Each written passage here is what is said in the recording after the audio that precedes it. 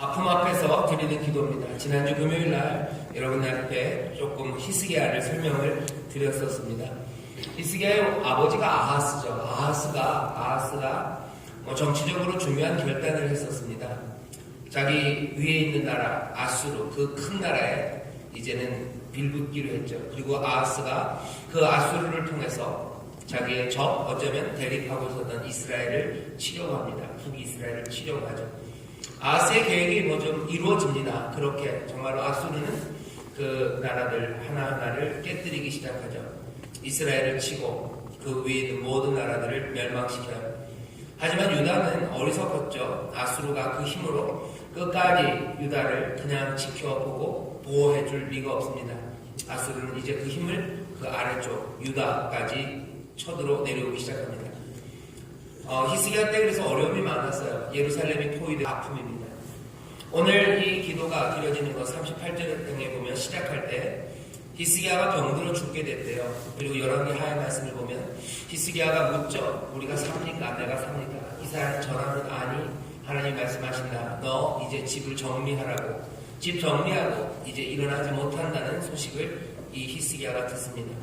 히스기야가 일어나서 하나님 앞에 기도해요. 앞에 1절부터 38장 1절부터 5절까지는 그 사건이 기록되어 있고요. 오늘 우리가 읽은 본문은 어쩌면 그때 히스기야가 아니면 다 낫고서 히스기야가 드린 기도입니다.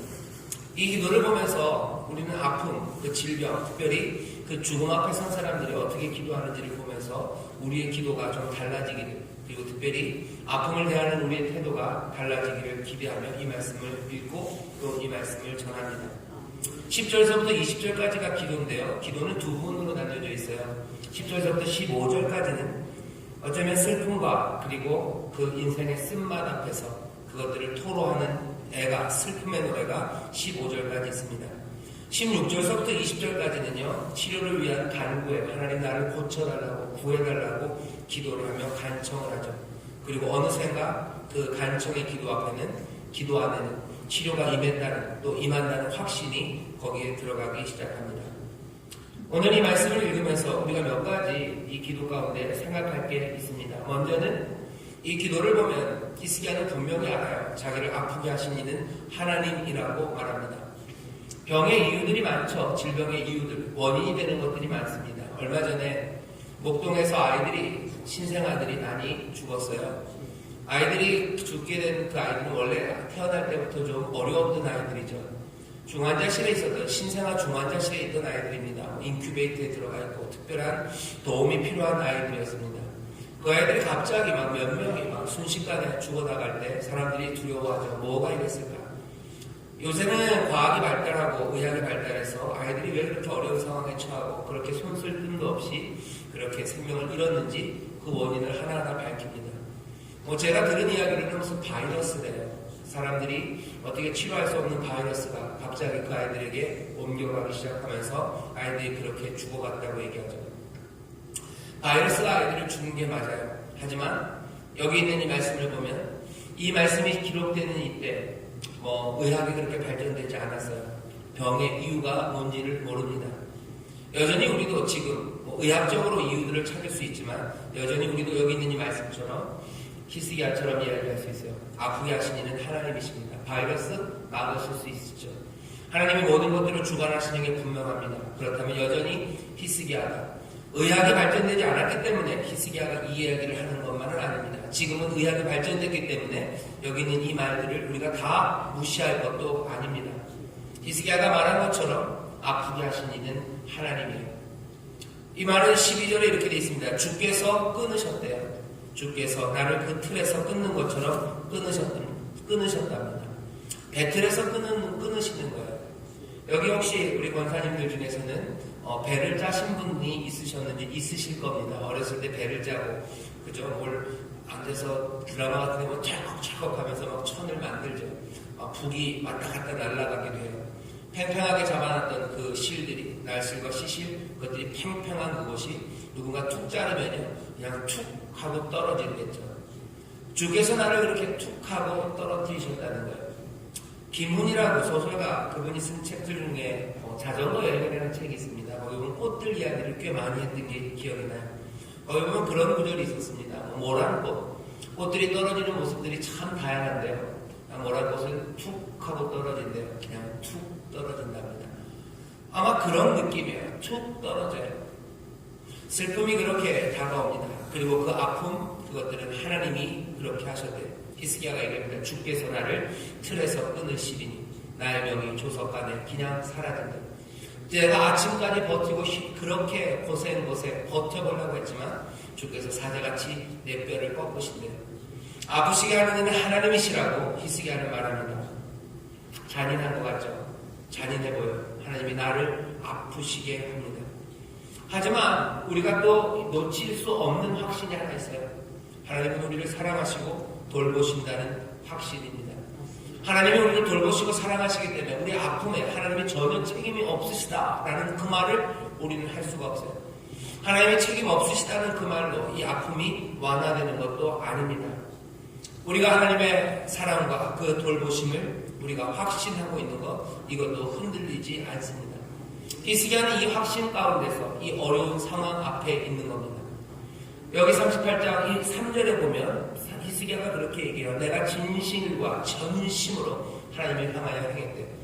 내가 진심과 전심으로 하나님을 향하여 행했어요. 내가 하나님의 사랑과 그 돌보심에 대한 확신이 있어요. 하지만 이제 하나님이 나를 툭 하고 끊으시는 그 시간이 온 겁니다. 히스기야는 지금 이 사랑의 확신과 돌봄의 확신 가운데 그 가운데서도 이 어려운 상황을 맞닥뜨리는 겁니다. 히스기야는 여기서 어떻게 하는지 여러분들 잘 보셔야 돼요. 삶의 어려움과 아픔이 다가왔을 때요. 먼저 시작은 어디입니까? 하나님을 향한 사랑의 확신이에요. 그 확신 앞에 지금 이 문제가 닥친 겁니다.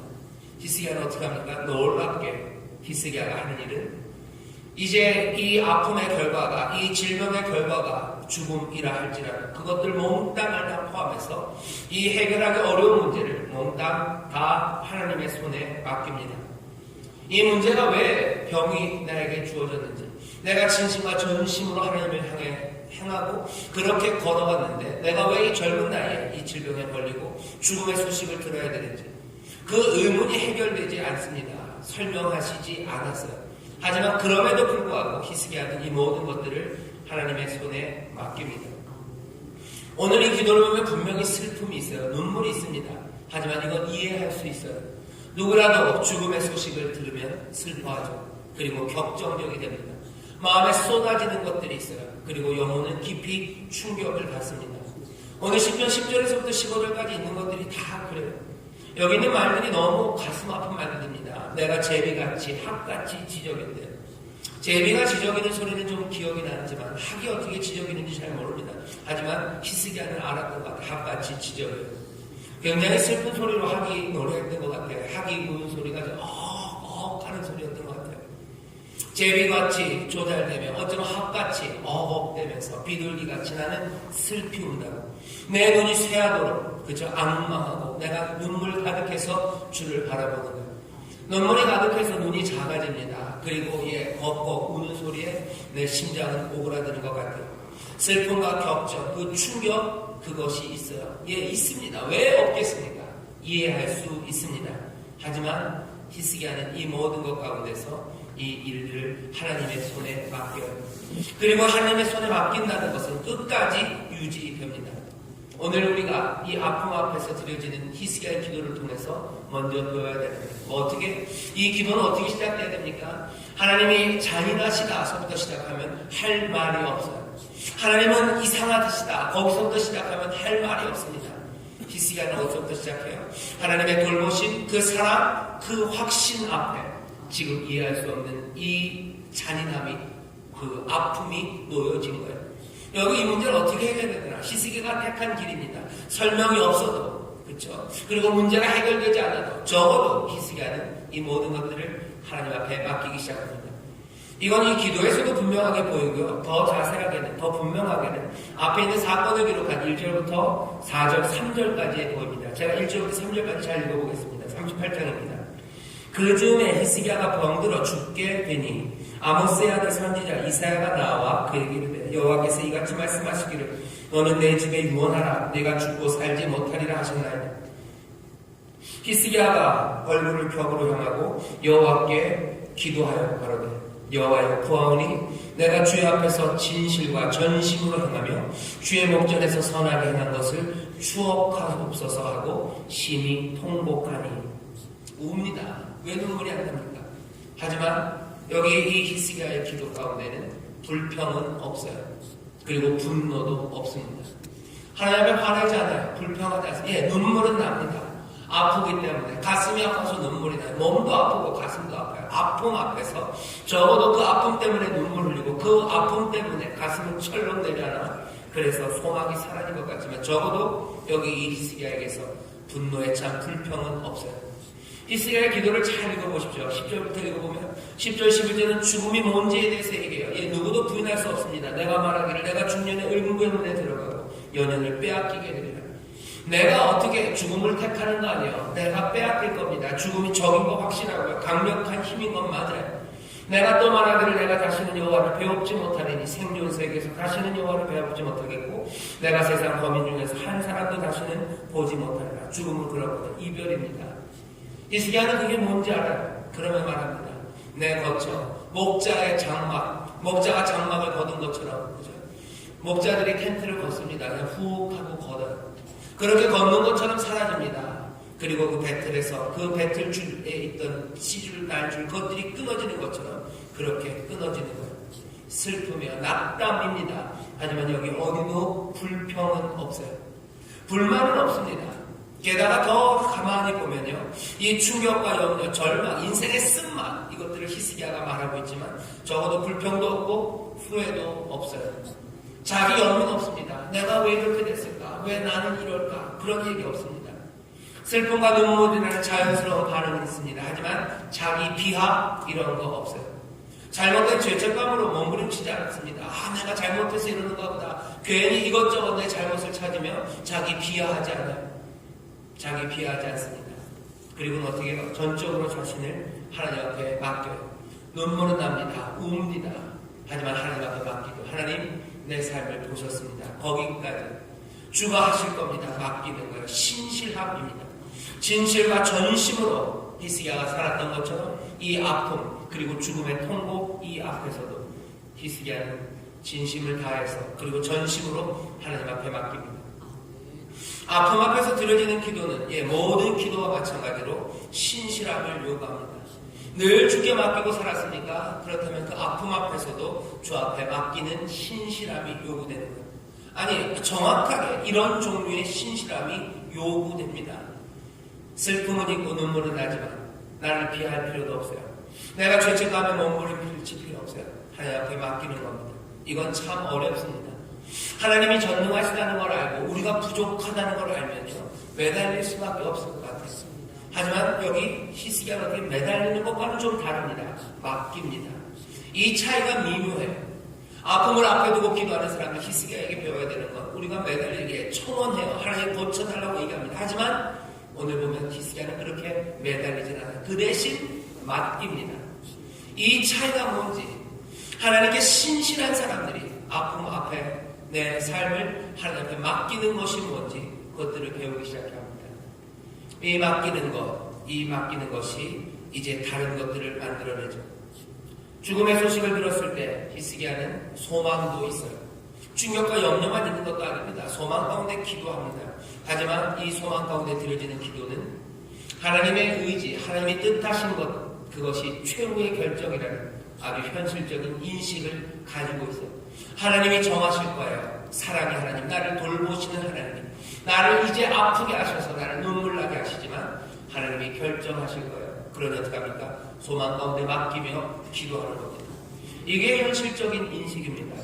이런 기도는 이상한 데 빠져들지 않아요. 하나님이 반드시 치료할 거다라는 오해, 거기에 빠져들지 않습니다.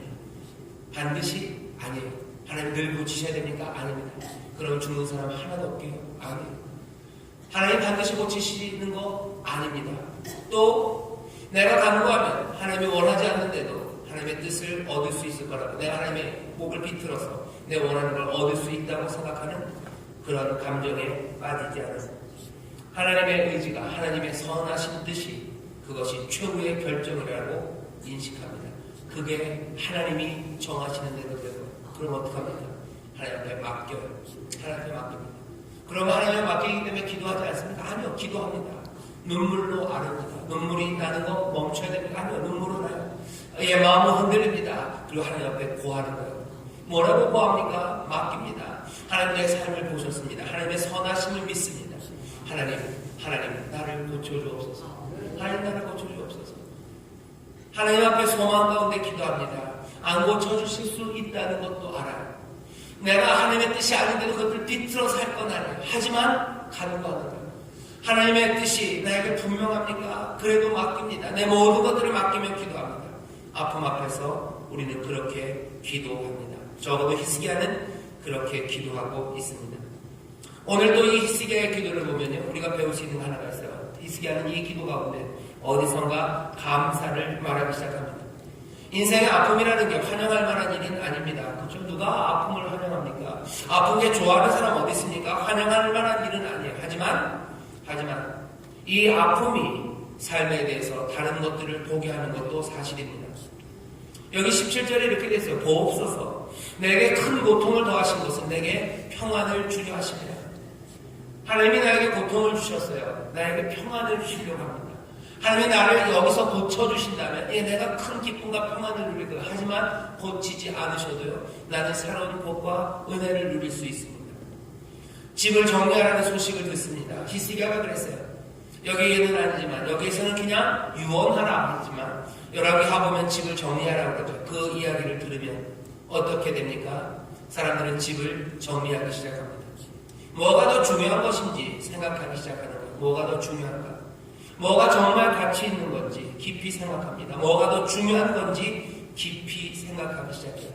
아픔은 우리로 하여금 중요한 것들, 그리고 정말로 가치 있는 것들, 그것에 대해서 다시 생각하게 합니다.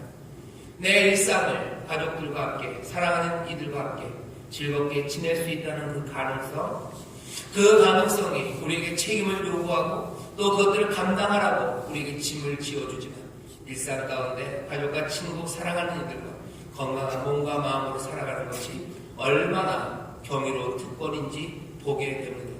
늘 보던 경치들, 그리고 늘 보던 얼굴들, 그것들 달리 보게 됩니다. 영원히 안녕을 말해야 되는 그 시간, 아니 또 아픔 가운데 안녕을 말해야 될지도 모르는 그 시간, 그 아픔의 시간에 사실은 삶을 다시 한번 평가하고 다시 보게 되는 거죠. 아픔이 없으면 좋습니다. 참 좋겠습니다. 하지만 그것이 없다면 인생은 굉장히 달라질 겁니다. 안타깝고 후회스러운 건 뭡니까? 아픔이 낭비되는 경우들이에요. 우리 가운데 아픔이 옵니다. 그리고 그 아픔은 아주 쉽게 낭비됩니다. 우리가 배울 수 있는 것들이 많아요. 아픔의 시간에 배울 수 있는 게 많아요.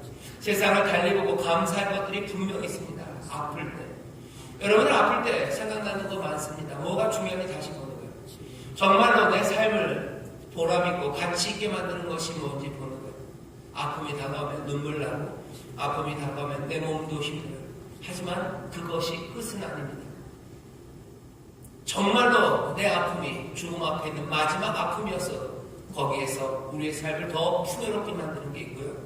또 아직은 아니어서 하나님의 선하신 가운데 하나님이 회복시키실 거면 그 아픔 가운데도 하나님이 베푸시는 은혜를 체험하고 또 그 아픔 가운데 우리가 하나하나 다시 보게 되고 다시 끌어안게 되는 풍성한 삶이 우리 가운데 분명히 있습니다.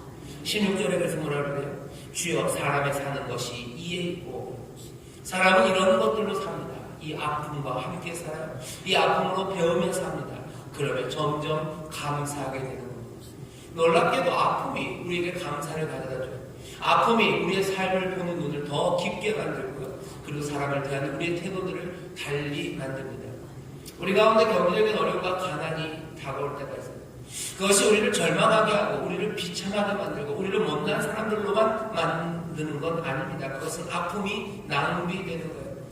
모든 것들이 합력하여 선을 이루게 하신 하나님의 인도하심과 지혜가 우리 가운데 분명히 있습니다. 아픔이 다가올 때 거기에서 더 삶을 풍성하게 하십니다. 사람은 이런 것들로 산다고 노래하죠. 주여 사람이 사는 것이 이에 있습니다. 얘기합니다. 아픔이 그냥 사라져버립니다. 그냥 아무 유익도 없는 거라고 생각하면 곤란합니다. 아픔 앞에서 드려지는 기도 중에는 감사의 기도가 어느 틈엔가 들어가 있을 수밖에 없습니다. 아플 때 다시 한번 생각하세요. 아플 때 다시 한번 삶과 그리고 하나님이 주신 생명의 그 고귀함과 우리와 함께하는 그 얼굴들 그리고 우리의 일상들 그리고 하나님이 우리에게 날마다 주셨던 그 복된 것들 그것들을 깊이 깨닫고 다시 한번 그 아픔 가운데도 감사의 기도가 나오시기를 주의 이름으로 축원합니다. 두 가지 말씀드렸어요. 아픔 앞에서 하나님 앞에 맡기는 기도가 어떻게 드려질지 슬픔과 격정은 토로되지만 그 모든 것들을 하나님 앞에 맡길 수 있는 사람들 맡기며 기도하는 겁니다. 눈물로 맡기며 기도하세요. 하나님이 맡으실 거예요. 그러면 또 감사가 나오기 시작하고 마지막으로 세 번째 이 기도는 간청이 분명히 있습니다. 고쳐달라고 해요. 하지만 노골적으로 뭘 이리저리 핑계대며 그렇게 간청하지 않습니다. 그 대신 하나님 앞에 맡기며 기도하고 하나님 앞에 감사하며 기도하고 하나님 앞에 구할 바를 구하는 이 기도에 하나님 앞에서 이 드려지는 기도는 놀랍게도 효과적이에요. 오늘 이 히스기야의 사건이 우리에게 알리려고 하는 겁니다. 이 기도가 효과적이었다는 것, 이 기도가 역사했다는 것. 이 히스기야가 15년을 더 살 뿐만 아니라 그가 살았던 그 도시 다스렸던 그 예루살렘도 구원을 얻는답니다. 적어도 오늘 본문은 우리에게 알려줘요. 이 신실한 사람의 기도와 이 신실한 사람의 삶이 치료와 구원을 만들어낸다는 이야기를 우리에게 조용히 들려줍니다. 이 말씀이 그렇게 간단하지는 않아요. 여기 예루살렘이 이 아수르의 손에서는 건진받습니다. 하지만 나중에 바벨론의 손에서는 건진받지 못하죠. 사람들은 그러면 그때는 히스기야가 있었는데 바벨론의 때는 히스기야가 없어서 그랬나 보다 생각이 들어요. 그러면 어떤 결론으로 쉽게 갑니까? 한 개인의 경건이 한 사람이 경건하면 그 모든 강한 군대에서도 나라를 구하나 보다 라고 생각할 겁니다. 어쩌면 너무 단순해 보여요. 하지만 오늘 이 단순해 보이는 생각을 우리에게 지금 이 본문이 전하는 겁니다. 개인의 경건, 한 사람의 경건이 나라를 구한다. 아니, 그럴 수가 없다. 그렇게 간단하게 얘기할 수는 없습니다. 딱 그렇다고 얘기할 수가 없어요. 아이고, 어떻게 경건한 사람 하나가 나라를 구하냐? 그렇게 쉽지 않습니다. 오늘 본문이 보여주는 건 뭐예요? 전심으로 기도하는 사람, 전심과 진심으로 살아가는 그 사람이 나라의 운명에 영향을 끼쳤다고 지금 본문이 우리에게 알려주는 거예요. 히스기야가 한 기도는 그냥 지푸라기를 잡으려는 시도는 아닙니다. 실제로 사람들은 그 전심과 진심을 다해 행하며 살고 믿음으로 살아가요. 그 가운데 하나님이 역사하십니다. 오늘 이 기도를 우리가 듣습니다. 하나님 앞에 신실하게 전심으로 살아가는 사람, 하나님 앞에 드려지는 기도, 그 삶이 한 사람, 그 개인의 질병을 고치고 아픔에서 회복하게 할 뿐만 아니라 한 도시를, 한 나라를 다시 회복시키는 그리고 구원하고 낫게 하는 그 놀라운 기적 앞에 우리는 서 있습니다. 아픔 앞에서 그러면 어떡하십니까? 여러분들 신실함과 전심으로 살아가며 그리고 하나님 앞에 간구하며 기도하십시오. 아이고, 한 사람이 기도한다고 한 사람이 제대로 산다고 나라가 구원을 얻을까? 그건 너무 단순하고 너무 순진한 생각 아닐까요? 일견 고개가 끄덕여져요. 하지만 그렇게 만만하고 그렇게 단순하지 않습니다. 여기 하나님 놀라운 능력으로 고치시는 선하신 뜻을 가지신 이가 있기에 한 사람, 그 한 사람을 인하여서도 온 나라를 구원하실 수 있는 하나님의 선하신 뜻이 있어요. 날마다 그런 건 아닐지도 모릅니다. 하지만 하나님이 원하시고 하나님의 뜻하신다면 분명히 그렇게 될 겁니다. 우리가 해야 되는 건 뭡니까? 전심으로 신실함으로 히스기야처럼 사는 거예요. 믿음으로 간구하며 기도하는 겁니다. 소망 가운데 기도, 하나님의 뜻이 그러니까 맡기며 우리는 기도합니다. 그 가운데 아픔 앞에서도 감사를 찾으며 기도합니다. 놀랍게도 그런 기도는 효과적이에요. 놀랍게도 그런 기도는 하나님께서 응답하시고 또 여기 이 기적을 베푸십니다. 오늘 여기 금요철에 나와 있는 우리들 아픔 앞에 있으신 분들이 있어요. 여러 가지 아픔입니다. 육체의 아픔, 또 환경과 사람들 그 앞에서 당해야 되는 아픔들, 그 아픔들이 있죠. 아픔 앞에 선 이들은 마음이 무너집니다. 슬픔이 있고요. 그리고 격정이, 그리고 충격, 그리고 인생의 쓴맛에 어쩔 줄 몰랍니다. 눈물이 흐르니까 히스기야처럼 우는 거죠. 하지만 그 우는 눈물 가운데도 하나님 앞에 맡겨드리는 신실한 사람들, 그 사람들의 기도가 능력이 있습니다.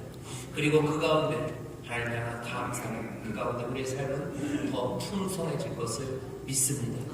아픔 그것들을 그냥 흘러보내지는 마세요. 아픔 거기에서 더 주께로 가까이 가고 삶의 그 아름다움과 그 찬란함을 보게 하시고 성령의 인도하심이 있습니다. 그것들을 붙잡으시고 또 어떻게 하세요? 신실하게 하나님 앞에 맡기며 기도할 때 놀랍게도 그 기도는 사람의 생각을 뛰어넘는 귀중하고 복된 결과를 우리에게 가져다 주시는 줄 믿습니다. 오늘 우리는 이 히스기야의 기도를 본받아 아픔 앞에서 어떻게 기도하는지를 배우세요. 이 시간에 우리 함께 기도할 겁니다. 기도하실 때 여러분들 아픔 다 내놓으며 기도하십시오. 눈물로 기도하십시오. 그리고 그 아픔을 통해서 하나님 정말로 복된 것을 우리로 보게 해달라고 기도하십시오. 제가 기도하겠습니다. 하나님 아버지 감사합니다. 벤신된 일들도 많고 아버지 하나님 감당할 수 없는 아픔 가운데 아버지 눈물 흘리는 이들도 많습니다. 아버지 하나님 오늘 이 밤 이 추운 밤 주 앞에 나온 이들 아버지 하나님 정말로 이 아픔 앞에 어쩔 줄 모르는 이들이 있으나 주여 그 깊은 아픔 가운데서도 주께 의지하며 주 앞에 나와 무릎 꿇는 이들이 여기 있사오니 아버지 하나님 믿음으로 정말로 전심으로 신실하게 주 앞에 맡기는 자들이 되게 하여 주옵소서. 주의 사랑하심과 돌보심을 믿으며 아버지 해결할 수 없는 문제 그 문제를 이제 주 앞에 맡기오니 주는 우리를 또한 위로하시고 평강 가운데 거하게 하시며 또한 하나님의 선하신 일을 우리 가운데 이루어 주시옵소서. 감사드리며 예수님 이름으로 기도하옵나이다. 아멘. 찬송합시다. 찬송 하나 하고 함께 기도할 겁니다.